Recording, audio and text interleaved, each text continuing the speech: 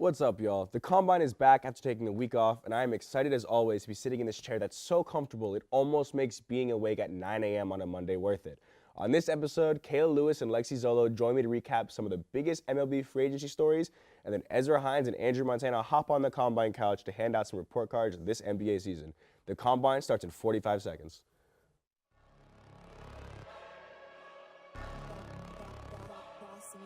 Things gon' change when I really hit the field. Undefeated chance, man, you know what's the deal. Tryna find a kid, I'm in the field doing drills. Boy, you just a sucker, you ain't never keep it real. 3 rings in my hand, I'm a warrior to the max. When I hang it up, they gon' have to give me plaques. Step up in the building and I only bring the facts. When I make a highlight, they gon' replay, run it back, okay? Always locked in, I don't got time to lax. Saying he the best, he could take a lap. Batted 1,000 when you check the stats. Boy, is you ready? You ain't gotta ask.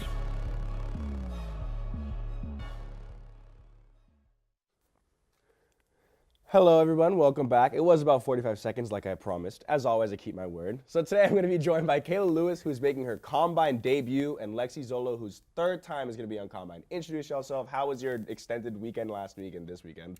I had a great weekend. I really enjoyed myself, and I'm excited to be back on the Combine. Yeah, I'm happy to be here. I love talking MLB, so let's get into it, right? Yeah, let's get into it. So there were a few big names, obviously, in MLB free agency, as always, but there were two that really, they didn't go anywhere different, but the saga was incredible. So we're going to start with Carlos Correa. Failed 2 physicals, somehow, some way, does not have an ankle, missing an action. He's like Lieutenant Dan. He just wears his ankle. So he started off Twins, 3-year contract last year, had an out after every year. Why? Because the Twins are stupid. You can't have anything nice. And then he signs with the Giants, failed the physical, no one knows why. Signed with the Mets, failed the physical, no one knows why. Came out, ankle injury, 2014, caused concern, signs with the Twins. Again, what do y'all think about this? What is the ankle? Does it make sense that they kind of bailed because of an ankle injury from 8 years ago, or? In a way, I see how it makes sense because, I mean, an ankle injury lingers on, but then again, it was like a decade ago. And yeah, I know he plays shortstop, but he is a 5-tool player, so I feel like they could put him somewhere else and they could still benefit from him because he's a really good player overall. I saw Kayla shaking her head no. I get why people were like, because originally when it came out, people were like, come on, Giants. Like, it was from 2014, so like I don't think they should have flagged it. I think he's proven that he can do it. And I also think the Mets are stupid. I'm going to continue to say that. I don't like the Mets. Evidently, there's like rumors that they use the same exact doctor the Giants use. So obviously, they're going to flag the same thing. So like, what are you doing? I don't think it should be a concern. He broke it back in like 2014. I mean, he's lucky the Twins took him back, so. I mean, it was a 13-year deal with the Giants, 12-year with the Mets. He's 29. They're going to pay him until he's 40, 41, 42. That's a lot. That's going to be a 38-year-old who's taking up, what, $30 million a year, something like that. That's too much with potentially a bum ankle at one of the most athletic positions in the league. And the funniest part to me was that the Twins had him require a physical. Like, wouldn't you know, he was just there. Wouldn't you know what he's, anyways, I hate being a Twins fan. Next up, another big saga, kind of. Aaron Judge, I'd say the biggest free agent on the market this past year. San Francisco Giant, maybe not, for what, 12 hours? Back with the Yankees, capped. Is he a Giant? What is he now? He's a Yankee. I think he always wanted to stay with them. Who was it? John Heyman reported like Arson Judge or whatever. He spelled his name wrong. Like that was the whole big thing. First of all, why are you believing someone that can't spell? And I didn't see him going to the Giants. I know he wants to be the Yankees, and they're lucky to have him because he carried that team on his back, and he's the first team captain since Jeter, so that's exciting for him. He deserves it. Yeah, I feel like them having him back, the Yankees will definitely win the AL East again because he's a really good player. And I just thought it was so weird how what? Kayla went, I think it's funny how John Heyman reported it wrong and then spelled his name wrong too. I don't know. I just thought that was funny. So sticking with the Yankees, but this time, instead of New York to Bay Area, back to New York, we're going Bay Area to New York. Carlos Rodon. In my opinion, Johnny, I'm so sorry. I think Rodon's better than Kershaw. I think he's the best left-handed pitcher in the league. 6 years, 162, good money for a pitcher, not as much as DeGrom, who will cover.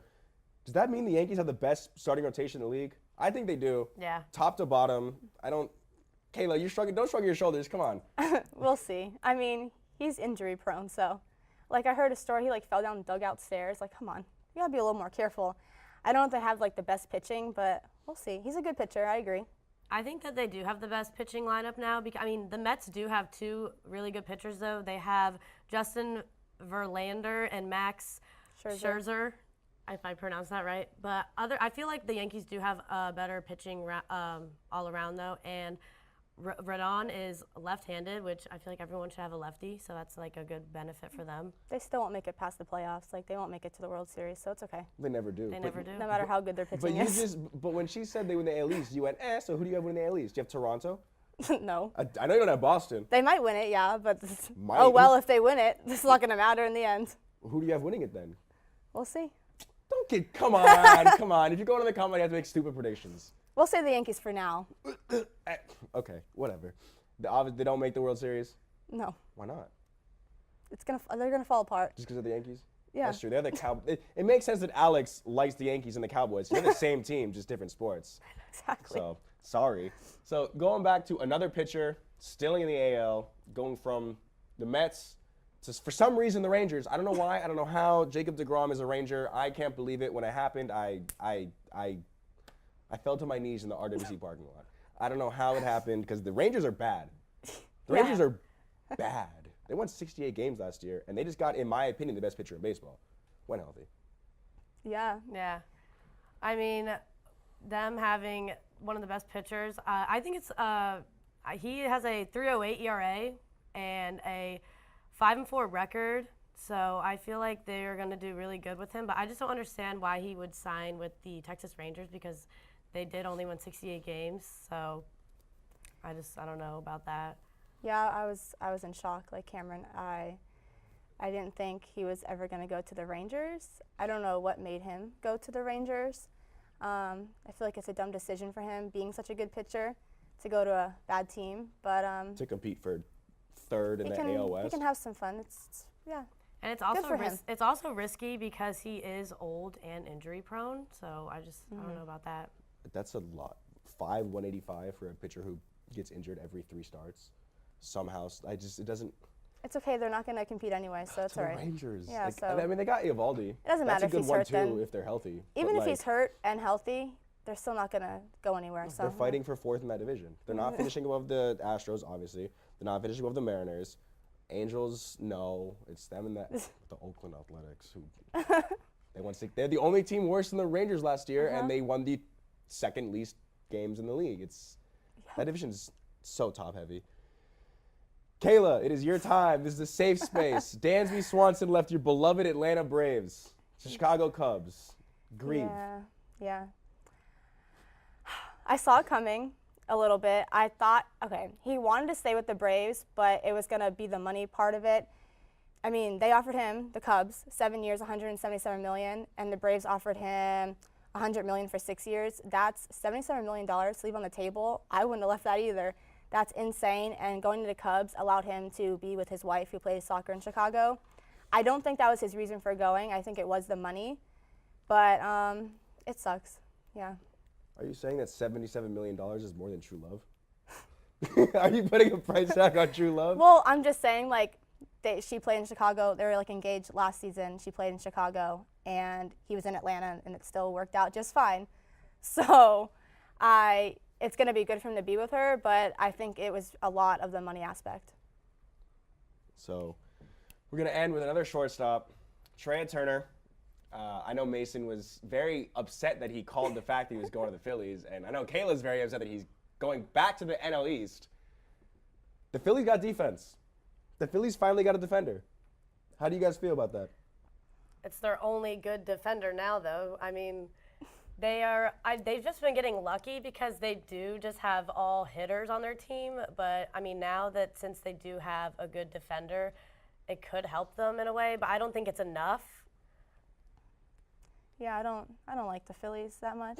I couldn't imagine why. So, yeah, I think they'll be a bigger competitor this season, but I don't think they're a threat in the NL East, even with Turner. I don't see them winning the NL East either. So, well, we've reached our baseball quota for the semester. Thank you guys both for spending your Monday morning with me. After this, we got Ezra and Vlogboy Andrew talking NBA with me. Thank you guys. We'll see you in a second. HCF Hot Takes. I'm Johnny Jackson. We've got Emily Aaron to my right and Maluka Costa to my left. Hello and welcome to our segment of Hot Ones. I'm here with Noah Kemper and Grant Wheeler. Yep, I knew that. Grant Wheeler.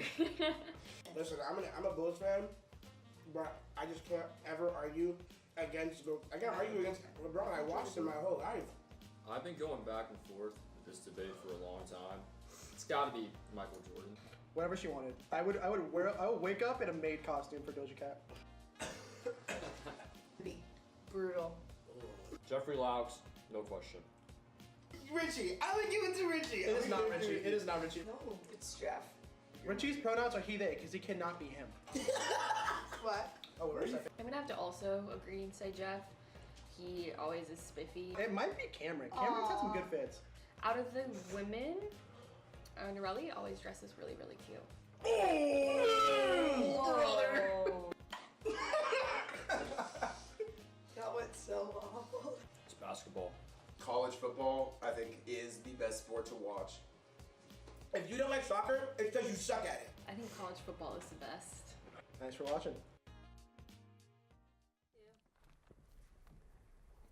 Welcome back, ladies and gentlemen. It's time to talk about life because, as we all know, ball is life. Andrew and Ezra both been on Combine before. Andrew's talked NBA. I don't believe Ezra has. How y'all doing? I'm pretty good. Yeah, this is my first time talking NBA on Combine, so it'll be pretty fun.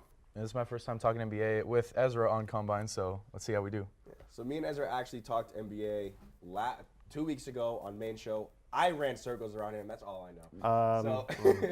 So we're gonna start. Yeah, you went basic picks. So we're gonna start, and we're getting mid-season. So we're gonna do a little bit of grades for, how you thought of the season. So we're gonna start with the Miami Heat, my least favorite team ever. Really? Wow. Oh my God, I hate the Heat. Can I get an explanation? Like, what did they do to you? I'm from South Florida. Okay. Their fans are obnoxious. A little true. The Timberwolves own them. Literally, we're 9-3 in the last 12 against them. Literally own them. And every time we win, all I have to hear from Heat fans is, "Oh, that's your championship. Hang the banner." What? I don't care. We own you guys. But guess what? They do have a better record than you still, so it doesn't matter. I don't care. Anyways, grade the Heat lot of season teams with as of better right record. now. It can be letter All right, grade. I know you want to give it like a C, D, or F or something. I would say like, Go. okay, I would say like a solid like B minus C plus sort of range. I'm not gonna look. There's still 6 in the East. The East is very, very competitive this season. They're not doing the worst. Like their individual players are doing like it's all right. Like overrated in my opinion, but they still mesh as a team. They have their errors obviously, but overall, I mean, Jimmy's having a solid season, especially defensively, averaging 2 steals per game, which I think is first or second in the league, if not Anunoby's first. But I mean, Bam still has to develop his offense. He's sort of being inconsistent in terms of field goal percentage and just overall volume production. Tyler Hero's doing his thing though. Tyler Hero's been balling this year. He gave Miami a good New Year's gift against Utah. That was nice. Yeah, I'm kind of falling in the same range. I'd say C+.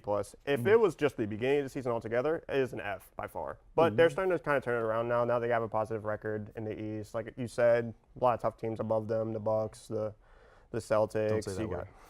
Sorry, I know you don't like the Celtics, but they are good.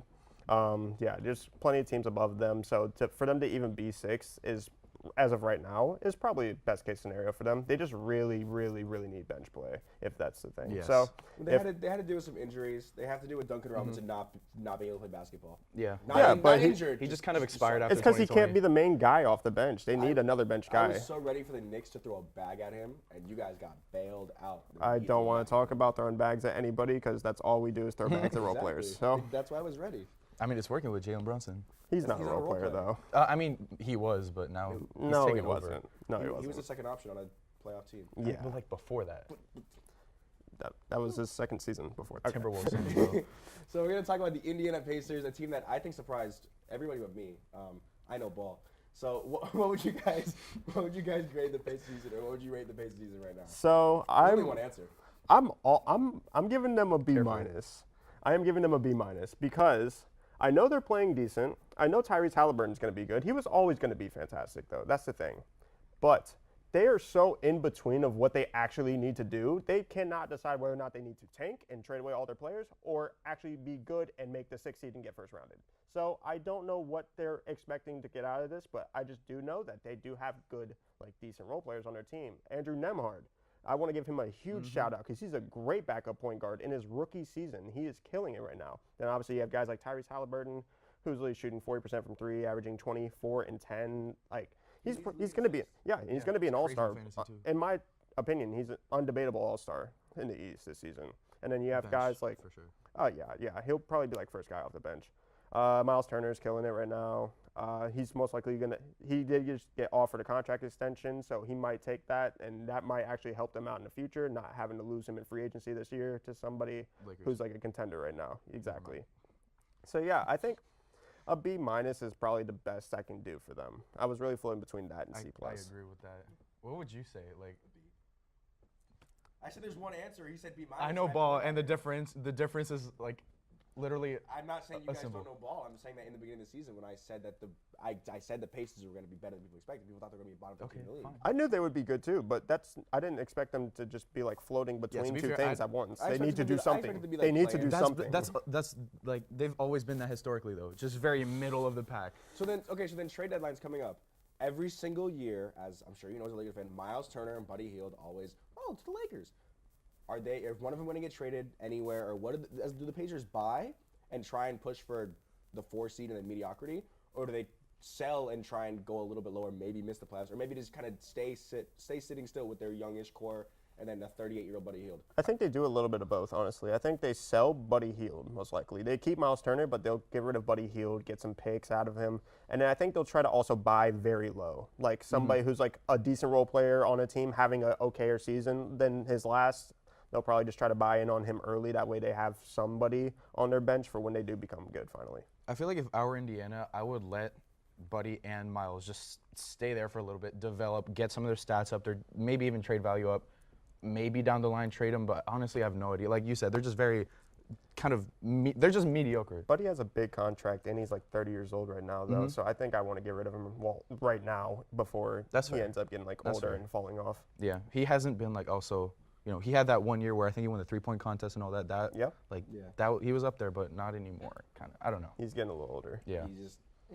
He's a solid role player, but he can't really do anything. Yeah. He'd be great on the Heat right now. He would be fantastic on the Heat right now. He got on the Lakers like 3 years ago. Yeah, if they didn't trade for Westbrook, that would have been fantastic. We don't talk about that. I love Russ though. Shout out Russ. I know you're watching this. I'm sure he is. Definitely. So we're gonna talk about the Minnesota Timberwolves next. I had to put it in because of course you did. I don't know if you see the next thing on the prompter, but I had to put it in. So what's your guys' grades for the Minnesota Timberwolves? D+. D+. I would say like C-. I mean, that's one change. That's like yeah, one you're right. difference.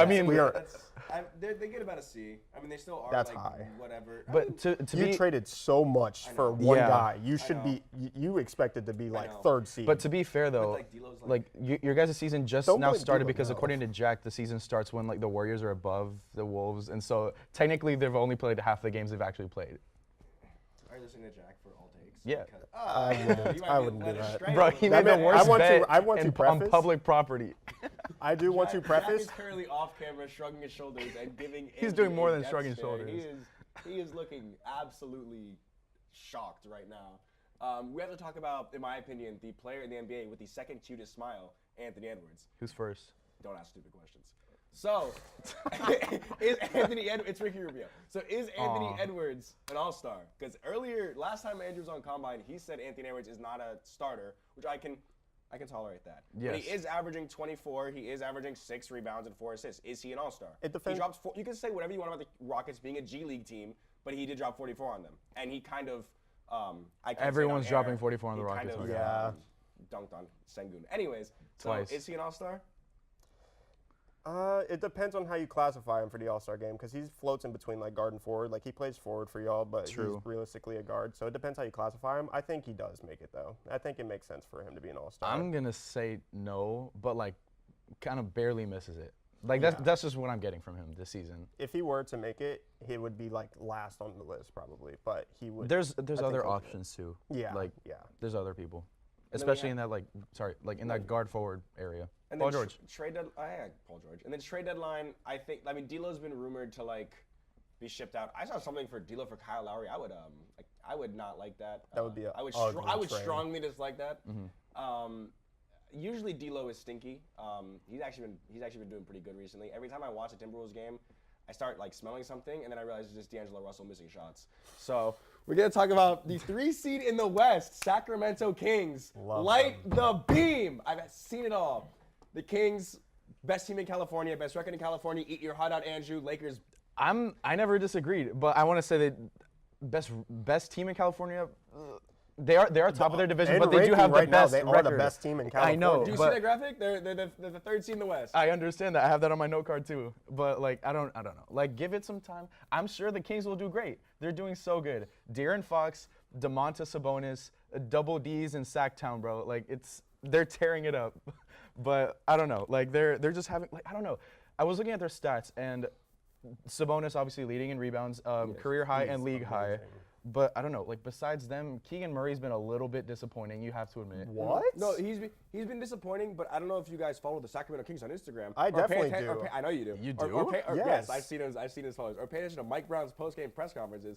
But when he was talking about Keegan Murray in Rookie of the Year, he was like, Paolo's crazy, Paolo's great, but because the Magic are stinky. That's my favorite term for basketball teams that are bad. Because the Magic are not good, he gets more of a longer leash where he can make 5, 6 mistakes before they yank him. Where he said, Keegan, you can't do that because they're the 3 seed in the West. Fact. If he makes 2 mistakes, they're like, hey, Keegan, you got to come out. Because, I mean, it's... Same thing that, like, just looking at their stats, like, individual stats, Paolo leads Keegan in, like, everything by at least 2 of... Because he gets more game time and touches. He plays on one of the worst teams in the league, Andrew. But still, like... that it's still going to affect him in the Rookie of the Year We're category. not saying he's going to win Rookie of the Year. We're saying he's still a top rookie. He's not he's disappointing at all. I would put him like top 5, top 4. He's literally the best shooting rookie. He's leading all rookies in 3-point percentage and 3-point attempts.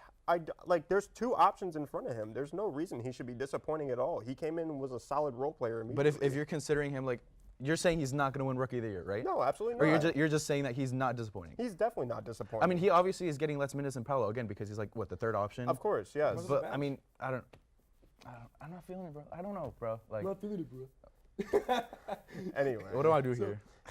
There are some rumors that they're going to be moving Harrison Barnes to the trade deadline. Do you see them doing anything or just staying? I mean, the 3 seed in the West, nobody expected this. I would trade away Harrison. He's getting a little older. Like, he still gets buckets, like, somehow. Like, I see him on fantasy getting, like, 20 points, like, just random games. But, I don't know. He's not as consistent as Golden State days, for example, but I don't know. With the way they're playing right now, I think it's good to have a good veteran on their team. They don't have many of them, so I think they should probably try to keep Harrison Barnes, restructure his contract a little bit, get him on a little bit lower salary, and try to keep him for like 1 or 2 more years, see what they can do in the playoffs. Mm-hmm. We're going to talk about, in my opinion, the surprise team, simply because I don't see anyone talking about the fact that they're 3 games out of the 4 seed, the Oklahoma City Thunder. Everyone thought they would be a bottom 5 team in the league, bottom 3 in the West, because that's how they've typically ran. But they're right there. Yeah, yeah, they're pretty decent right now. All because of SGA. Yeah, it's hard carrying over there in OKC right now.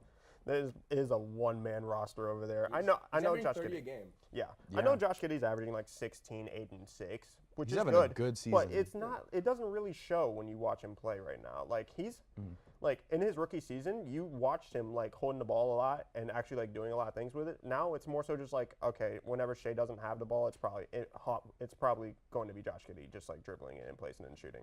Or even like Jalen Williams has been coming out of Jalen Williams, he's amazing. I literally said it on draft night. I was like, that is a great draft pick, especially for OKC, a bigger guard out of Santa Clara. He's been doing amazing for them. I know he's only been like averaging 11 points, but he's been like one of the better rookies in the NBA this season, and it's because of his role playing ability. They're just like sneakily up there. That's the thing. I was looking at the standings and I was like, they're 11th right now, but like they're tied for 9th. Yeah, I think they're Chet 1 game too. below y'all. Tied for 10th. Like by half a 1/100th of a percent. And even like no Chet, and I mean He's gonna break his bone like his first game what on do y'all tip-off, think bro. of Chet? What do y'all think of him? I'm not 'Cause sold. I'm not sold on I him. think like, he's at such a all. low floor but such a high ceiling in the sense Yeah. of, dude, he's 108. I weigh more than him. Me I too. do too. He's 185 pounds. Yeah. And he's like 7'2". But he does have a great skill set, and I think it actually fits what OKC wants. I don't think they need like a huge guy down there. I think they just need some length on their team because that's what they play as. Like their starting point guard is 6'5", and then their shooting guard 6'8". So it's like he fits exactly the mold they need. He doesn't need to be like a dominator down below. He just needs to just be there, big presence, good ball handling. I mean, he's gonna be their guy. Most likely. I have to support him because he's from Minnesota, but like Oh my I don't God. want to support him because like I think he's gonna be a bust. I don't think I he'll be a agree. bust. I think It depends what you Unfortunately, classify I as a agree. bust. I think he's as a number 2 overall pick, I think if you're not an all-star in the first 5 years, you're a bust. okay. I can understand that. I understand 5 years is very. I know like with Smaller sports, You window. do need to develop like. yeah, no, quick- and yeah. he needs to develop like body. Or I you- know, yes. like nowadays it's very easy. People are quick to like call people off as busts, like quick. Yes. And Yes. like very, Absolutely. like very, very quick. Because obviously, see what Jaw's doing, where he's going crazy, Mm-hmm. and people are like, "Oh, if you're not doing that so quick, you're kind of a bust." But if you're the second overall pick and you're that big of a unicorn, I hate that term so much. But if you're that unique of a player and you had this much hype in high school and you were that crazy going into college, coming out of college, and if you're not meeting those expectations or if he becomes injury prone, I don't have an issue calling him a bust in 5 years. I can understand Because that. he's the second overall pick. Yeah. Yeah, if you're the second overall pick, you should be playing like it. I can understand. He'll still be a good player, but I don't think he'll be like all-star. And that's high expectations on what I guess was formerly a low-seeded team. So Yeah, exactly. So like people were expecting them to come in, be 12 seed, not be in the Wemby Yeah, sweepstakes, no, but yeah. like be like maybe Scoot, maybe like a I top love 5 Scoot, bro. pick, and then there's Amen somehow- Thompson looks really good right now. I think it's Wemby and Scoot, and then it's people who. everyone. I'm- Pay, waited- pay attention to like the 3 to 5 range. Well, my team's not bottom 5 in the league anymore, so I don't have to watch mock drafts. Mine isn't Mine either. is. Probably gonna be. You don't even have to I was like, go ahead. Okay, you guys are gonna give the Pelicans Wemby. Yeah, that too. So Speaking of a No team that was future. thought to be in the Wemby sweepstakes, we have the Utah Jazz. They started off hot. They cooled down a lot. Yeah, Laurie's still dunking on people. balling. hooping. right Laurie's a now. hooper. Laurie's a certified bucket getter. Jordan Clarkson is too. But Mike Conley's old. Yep. Colin Sexton's good. Mm. Colin Sexton's better than what people thought he would do this year. No, I expect him to be a lot better this year. After what he did on the Cavs, he averaged like 25 on the Cavs. I would expect him to average at least like 18. He's averaging like 14 right now. No way, he's good. The Jazz in general is just overperforming, and he's a part of that. Yeah, that's mainly because of Lowry Markkinen. So it's not because of him. He hardly starts for them right now. Yeah, he's good off the bench. Think of how many teams fumbled Laurie, though. Bulls and Cavs. I mean, okay, the Bulls fumbled him because they used him wrong. The Cavs were the first team to put him at a 3, and then Which is crazy, having a 7-footer at the 3. I mean, because they had Jarrett Allen and Evan Mobley. Evan Mobley. and they were just like, all right, let's put this 6'11", 7-footer guy at the 3, and then it somehow worked, and then now the Jazz are going crazy. Yeah. I mean, it is like his own team now. It is. He's averaging 24. fully He's branded the- in Utah he's right the star now. of that team. Also, fantasy demon. Oh, Just saying. yeah, he fills every Love spot it. you need. Love it. So there's actually rumors that they're sellers. Real quick, they're rumored to be sellers. They said everyone's untouchable. They said the only 2 people who are untouchable, Laurie and I think someone else. Do you think that's a smart move, just selling everybody, going for the low pick? Or do you Yes. think they should just stay around mediocrity? Yes, get as many picks as you can. This Honestly, team's not yeah. going anywhere. This Yeah. team's not The going fact that anywhere. they went from first to now they're 9th, Yeah. just so quickly was like, ooh, I don't know. They should be happy with what they're doing right now. They should. They should. I mean, they're playing with house money. They had no expectations. Yeah. So that is all for this episode. Thank you to all 4 of my wonderful guests. The Royal Rumble is this weekend. I'm watching with somebody at HCF. Nolan just joined. I got Bad Bunny winning the whole thing. He's due, I swear, on everything. I will see y'all next week. Peace.